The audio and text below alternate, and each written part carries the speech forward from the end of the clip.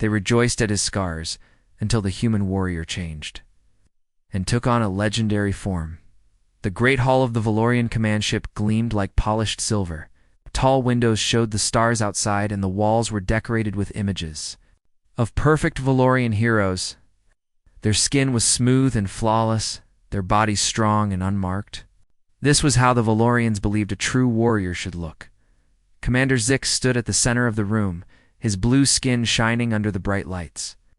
Around him, 12 other Valorian officers sat in their floating chairs, all watching. The human who stood before them, the human was different from anything they had ever seen. Marcus Chen stood perfectly still, his hands behind his back. His dark hair was cut short, and his eyes were calm but alert. What made the Valorians stare was his skin. From his neck to his hands, and surely beyond what they could see, his body was covered in scars.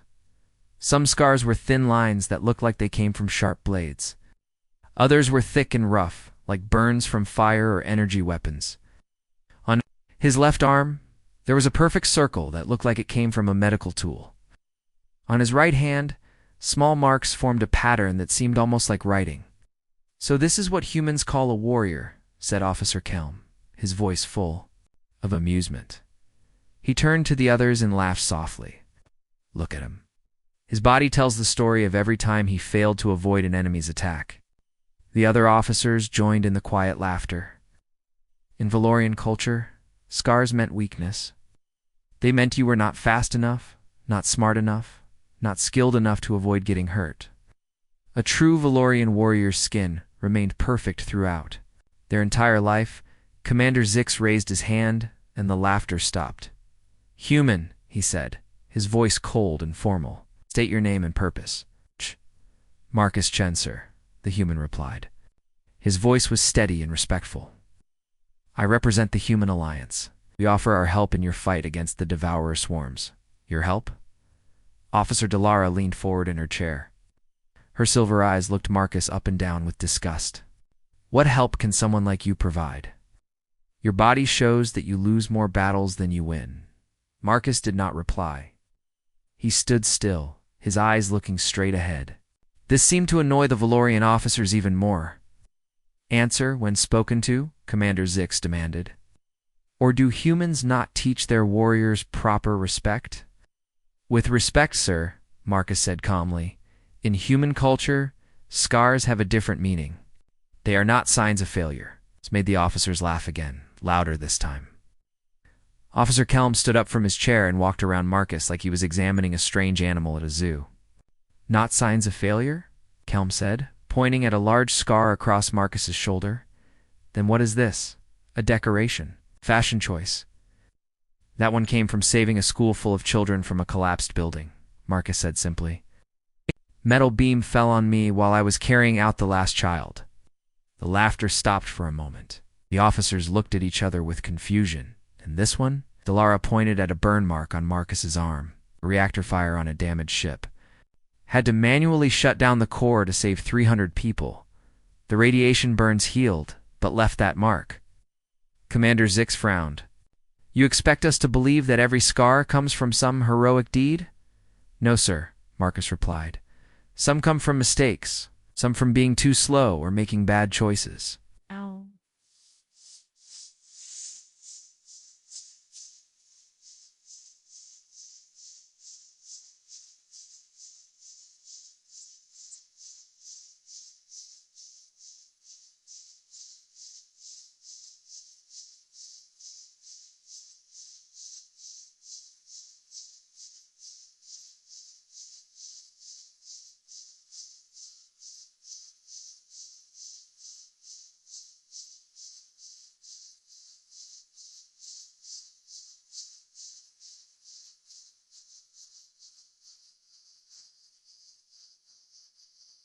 A bad call. Men Bay. We're from with the web with it. For Kraken with go for come and fin if I represent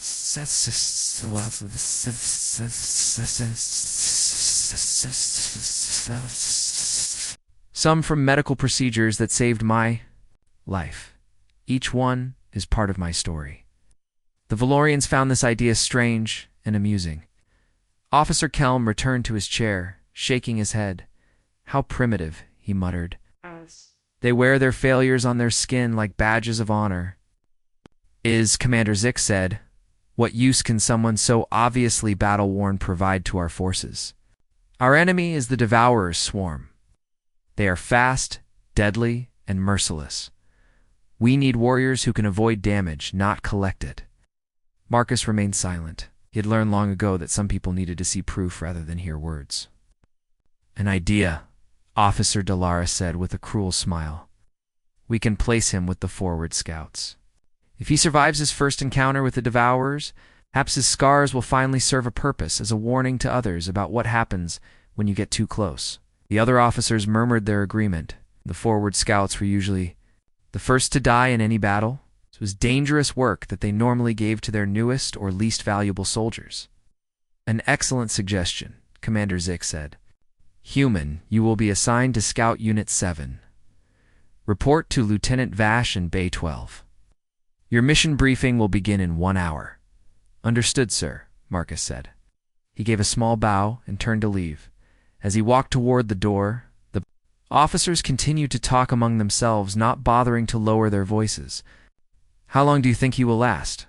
one asked, "against the Devourers?" "Perhaps 10 minutes if he is very lucky," another replied. "It seems cruel to waste even a damaged warrior like that," a third said. "Waste?" Officer Kelm laughed. "Look at him, he is already wasted. We are simply giving him a chance to make his death useful." Marcus heard every word, but he did not turn around or show any emotion. He had faced this kind of judgment many times before. People saw his scars and assumed they knew his story. They thought the marks on his skin told them everything they needed to know about his abilities and his worth. They were wrong. But Marcus had learned that sometimes it was better to let people think what they wanted to think. Truth had a way of revealing itself when it mattered most. As the door closed behind him, Marcus allowed himself a small smile. The Valorians thought they were sending him to his death. They thought his scars made him weak and expendable. If they only knew what those scars really meant, if they only understood the true power that rested within the patterns marked across his skin. But they would learn soon enough.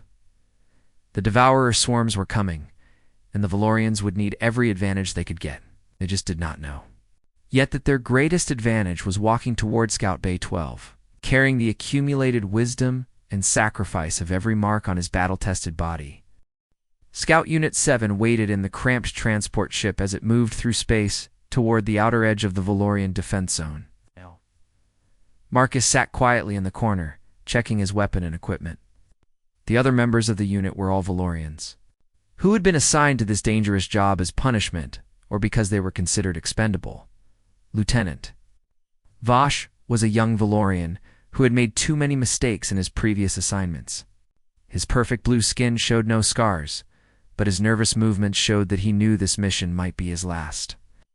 Next to him sat Corporal Dex, who had been caught selling military supplies to traders. The other 4 soldiers had similar stories of failure or disgrace.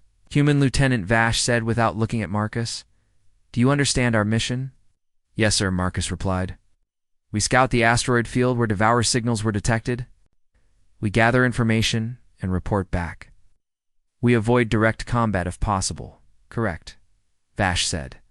"And if we cannot avoid combat, we hold our position as long as possible and send all data to the main fleet before we die." The other soldiers shifted. Uncomfortably? Nobody liked to talk about dying, even when death seemed certain. Corporal Dex looked at Marcus with curiosity. "Why do you speak of death so calmly? Are you not afraid?" Marcus was quiet for a moment. "Fear is natural," he said finally. "But fear can be controlled.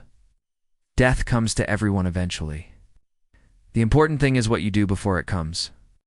Easy words from someone whose body shows he has already died many times and come back, muttered one of the soldiers. Marcus almost smiled at that comment. The soldier had no idea how close to the truth he was. The transport ship reached the asteroid field 2 hours later. Through the windows, they could see the dark rocks floating in space, some as small as houses, others as big as cities. Somewhere among those rocks, Devourer scouts were hiding. "Sensors show movement in Sector 7, the pilot announced. "Dropping you at the observation post on asteroid X-47. Good luck." The observation post was a small metal building built into the surface of a large asteroid. It had sensors, communication equipment, and weapons, but not enough to fight a real battle. It was meant for watching and reporting, not fighting. The transport ship left them quickly, eager to get away from danger. Lieutenant Vash set up the sensor equipment while the other soldiers took positions around the small base. Marcus stood at the main window, looking out at the asteroid field with intense concentration. "Contact," Dex called out suddenly. "Multiple ships moving through Sector 9. They are coming this way." Through the sensors, they could see the Devourer scouts. The ships were black and moved like hungry insects, searching for prey. There were at least 20 of them, far more than their small unit could handle. "Send the report to command," Vash ordered. "Tell them we have 20 confirmed Devourer scouts moving toward the defense perimeter." As Dex worked the communication equipment, Marcus watched the enemy ships with growing tension. Something felt wrong. The way they moved, the pattern of their search, it was too organized, too planned, Sir Marcus said quietly. "This is not a scouting mission. This is a trap." "What do you mean?" Vash asked.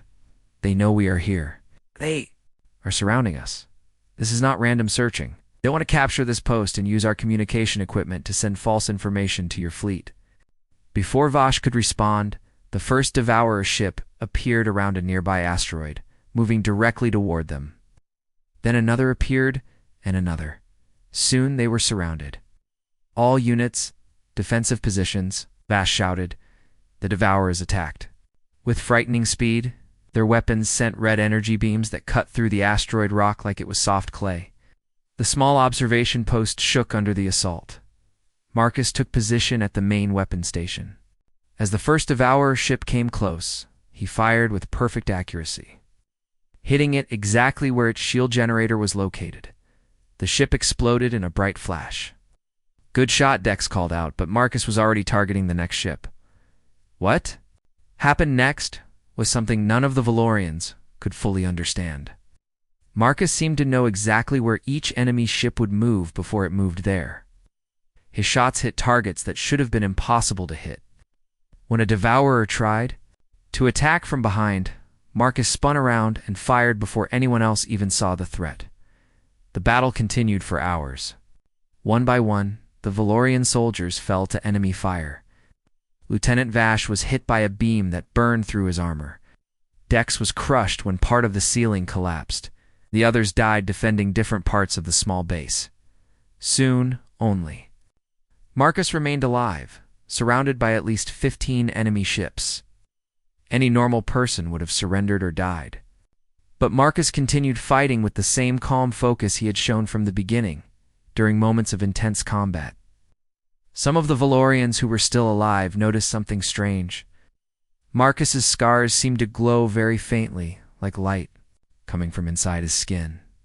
When he moved to avoid an enemy attack, the scars on his arms and legs pulsed with soft brightness. When he aimed his weapon, the marks on his hands seemed to guide his aim. "How was he doing this?" Dex whispered before he died. "No one can fight like this." Marcus held his position for 6 full hours. He destroyed 12 Devourer ships and damaged several others so badly they had to retreat. His weapon overheated and broke, so he used backup weapons. When those ran out, he used pieces of destroyed equipment as tools and weapons. Finally, Valorian reinforcement ships arrived, drawn by the long battle and the distress signals. They found the observation post mostly destroyed, enemy ships retreating, and one human still standing among the ruins. Commander Zix himself came to investigate. He walked through the destroyed base, looking at the scattered enemy ship parts and the signs of the long fight. "Explain this," he demanded, when he found Marcus sitting calmly against a wall, cleaning a wound on his arm. "The Devourer scouts attacked our position," Marcus reported simply. "We held them off until reinforcements arrived." "You held them off," Zix corrected. "The others are dead." You fought alone for hours against impossible odds. How? Marcus looked up at the commander with tired but steady eyes. I did what needed to be done. Zix stared at the human for a long moment. The scars on Marcus's visible skin seemed normal, now showing no sign of the strange glow that some dying soldiers had reported seeing. This is impossible, Zix muttered. No single warrior, not even our best, could survive what happened here. Marcus stood up slowly. Maybe you do not understand what human warriors are capable of, sir. As they returned to the main fleet, Commander Zix found himself looking at the human with new eyes. Perhaps there was more to these strange scarred creatures than he had first thought. 3 days after the battle at the observation post, Marcus stood on the bridge of the Valorian command ship. Commander Zix had brought him there to help plan their defense against the coming Devourer attack. The other officers still looked at him with suspicion, but they could no longer ignore what he had accomplished alone. Our intelligence says the main Devourer fleet will arrive in 5 days, Commander Zix explained, pointing at the star map. We have positioned our ships here, here, and here. When they come through the jump point, we will be ready. Marcus studied the battle formation carefully. Something bothered him about the plan, but he was not sure what. The Valorians were experienced fighters, and their strategy looked solid on paper. What concerns you, human? Officer Delara asked, where she had been watching Marcus's face during the briefing. The timing feels wrong, Marcus said slowly. In my experience, when an enemy gives you exactly the information you want to hear, it usually means they want you to believe it. You think our intelligence is false? Zix asked. I think it might be incomplete, Marcus replied. What if they arrive early? What if they come from a different direction? What if there are more ships than we expect? The Valorian officers looked at each other with annoyance. Officer Kelm spoke up first. Human, we have been fighting space battles for 1,000 years. Our intelligence networks are the best in the galaxy. We know when and where the enemy will attack. Marcus nodded respectfully, but said nothing more. He had learned that sometimes it was better to prepare quietly for the worst, rather than argue about it. 2 hours later, alarms began screaming throughout the ship. Emergency contacts? The sensor officer shouted. Multiple Devourer ships emerging. From hyperspace, they are arriving 3 days early. The bridge erupted into chaos. Commander Zix ran to the main display screen and watched in horror as hundreds of enemy ships appeared in space around them. The Devourer fleet was twice as large as their intelligence had predicted, and they were coming from 3 different directions at once. All ships, combat positions. Zix ordered into his communication device. Execute emergency defensive formation Alpha 7, but it was too late. The Valorian ships were scattered across the system, positioned for a battle that was supposed to happen 3 days later. The Devourers attacked immediately, their black ships moving like a deadly swarm of insects. Marcus watched the battle unfold. On the main screen, Valorian ships exploded one after another under the massive assault. The elegant formations that had looked so perfect in the planning room collapsed into chaos and panic. Sir, the communication officer called out. Admiral, Korath reports his entire squadron is destroyed. Captain Vex says her ships are cut off and surrounded. Commander Zix's perfect blue skin had turned pale with fear and shock. Sound the retreat, he ordered quietly. All ships fall back to the secondary defense line. What about the civilians? Officer Delara asked, pointing at the display screen. Marcus looked where she was pointing and felt his heart grow cold. In the inner part of the system, 12 large transport ships were moving slowly toward the jump point. Each ship carried thousands of civilian families, Valorian women, children, and elderly people who were being evacuated from the outer colonies. How long until they can jump to safety? Zix asked. The navigation officer checked his instruments. Their hyperspace drives are still charging. They need at least 4 more hours before they can escape. 4 hours? Kelm said in despair. We cannot hold the Devourers for 4 minutes, let alone for hours. Commander Zix stared at the screen, where the civilian ships moved helplessly through space. Behind them, the Devourer swarm was advancing like a black tide of death. The remaining Valorian warships were retreating quickly, but they were too damaged and too few to make any difference. We have to abandon them, Zix said finally, his voice full of pain. If we stay, we will all die, and the Devourers will capture the entire system, at least this way. Some of us will survive to fight another day. The bridge fell silent. Every officer knew the commander was right, but none of them wanted to accept it. Abandoning thousands of innocent civilians went against everything they believed in as warriors. There is another option, Marcus said quietly. Everyone turned to look at him. What option? Zix demanded. Someone could delay the Devourers long enough for the civilians to escape. Create a distraction. Make them stop to fight instead of chasing the transport ships. Impossible, Officer Kelm said immediately. The Devourer fleet has more than 10,000 ships. No force we have could delay them for 4 hours. Not a force, Marcus said calmly. One ship, one pilot, moving fast, hitting key targets, making them angry enough to chase him instead of the civilians. The Valorians stared at him in shock. That is suicide, Delara whispered. Yes, Marcus agreed. It is. Commander Zix looked at the human warrior for a long moment. You are volunteering for this mission? I am. Why? These are not your people. This is not your world. You owe us nothing. Marcus was quiet for several seconds. When he spoke, his voice was steady and sure. Because it is the right thing to do.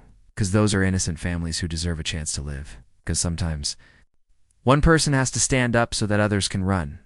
The bridge was completely silent, except for the sounds of the ongoing battle outside. Finally, Commander Zix nodded slowly. Very well. Take Fighter 7. It is our fastest ship.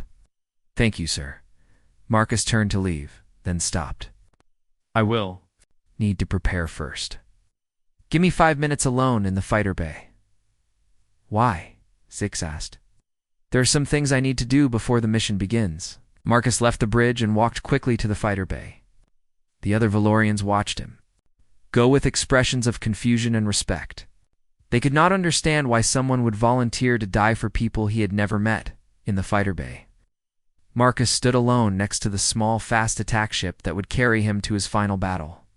Slowly, he began to remove his military uniform. First the jacket, then the shirt, then the boots and pants. As each piece of clothing came off, more of his scars became visible. The Valorians had only seen the marks on his hands, arms, and face. Now, standing in the empty bay, his entire body was revealed. Every inch of his skin was covered in scars. But these were not random marks from different battles and accidents. They formed patterns.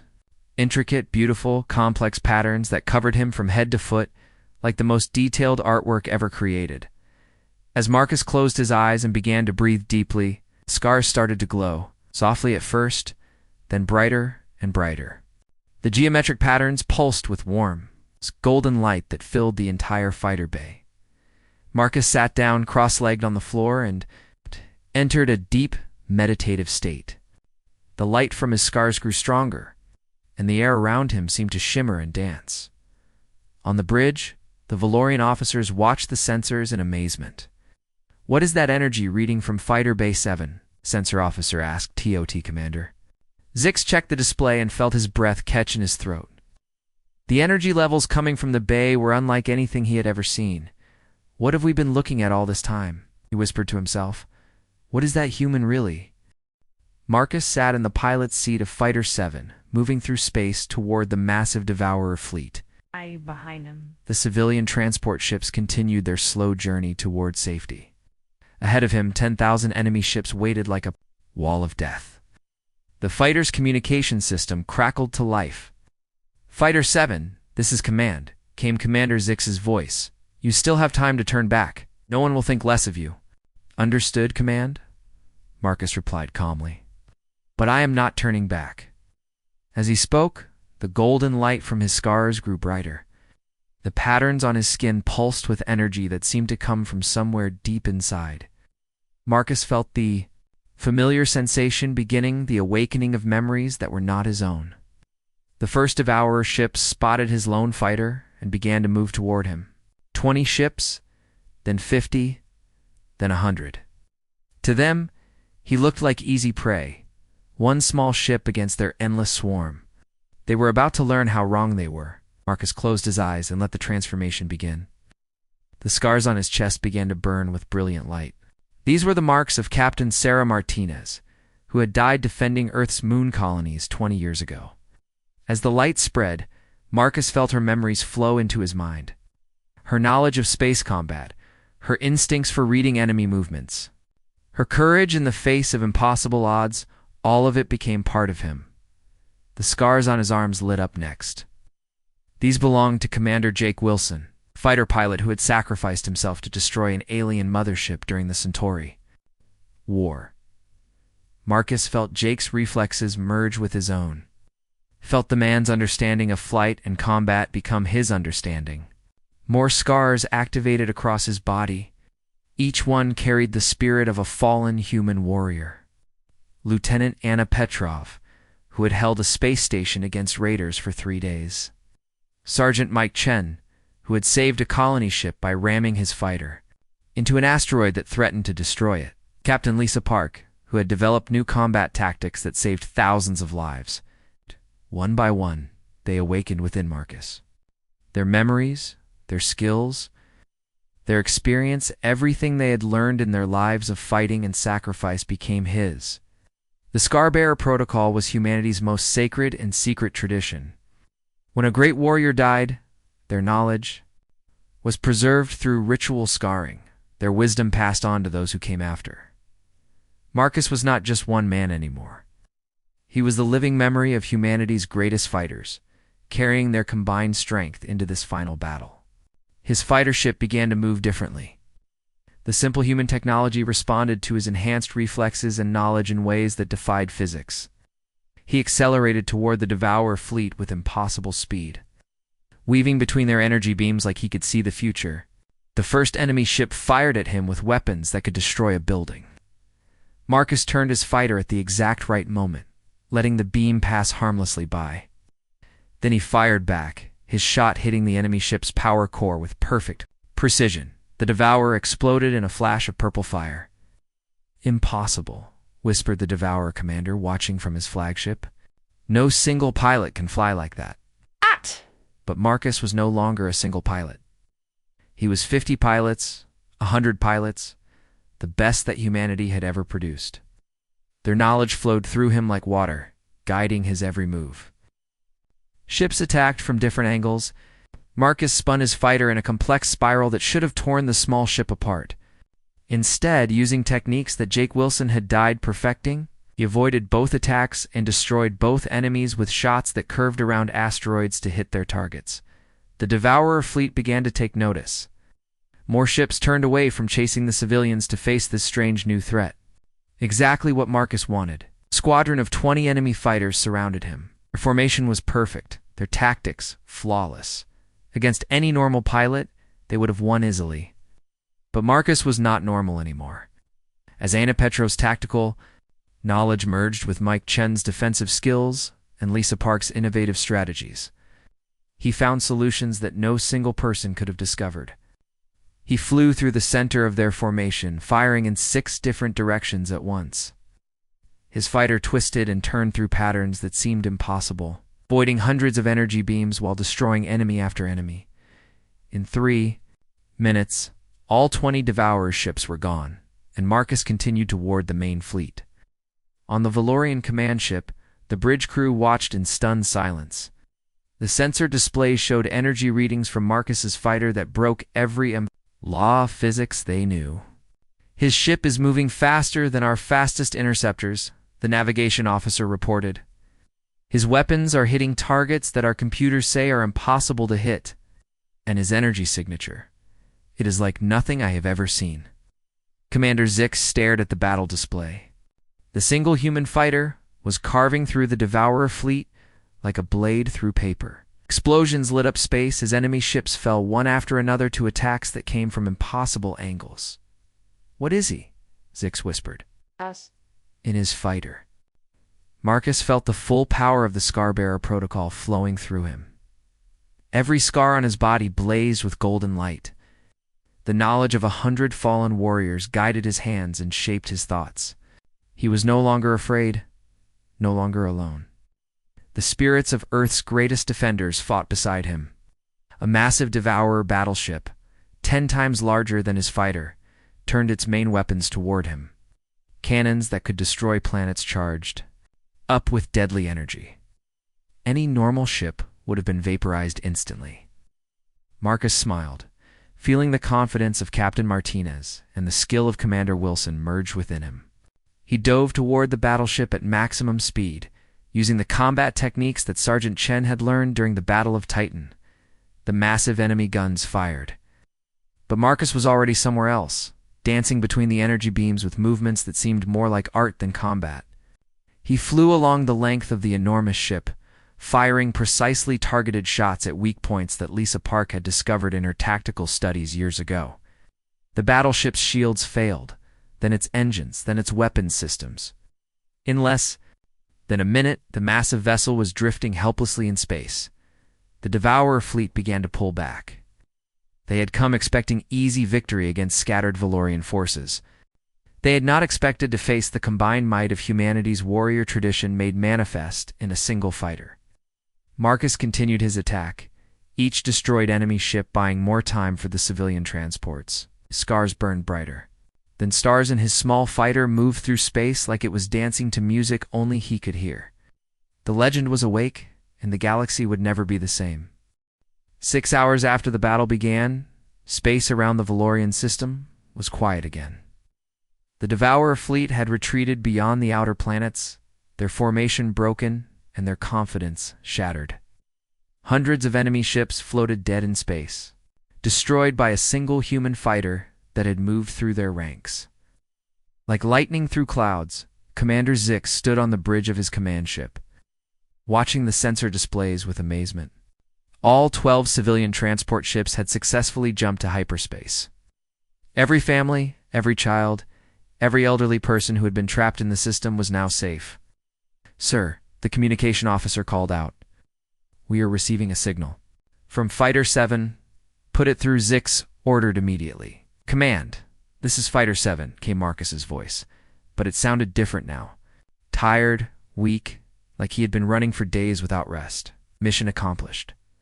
Civilian ships have escaped, requesting permission to return." "Permission granted," Zix replied. Fighter 7. "We have medical teams standing by. What is your condition?" There was a long pause. "I am alive, sir. That is enough."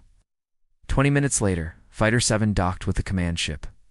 The landing bay was filled with Valorian officers and crew members who had come to see the human warrior who had accomplished the impossible. They watched as the fighter's canopy opened and Marcus slowly climbed out.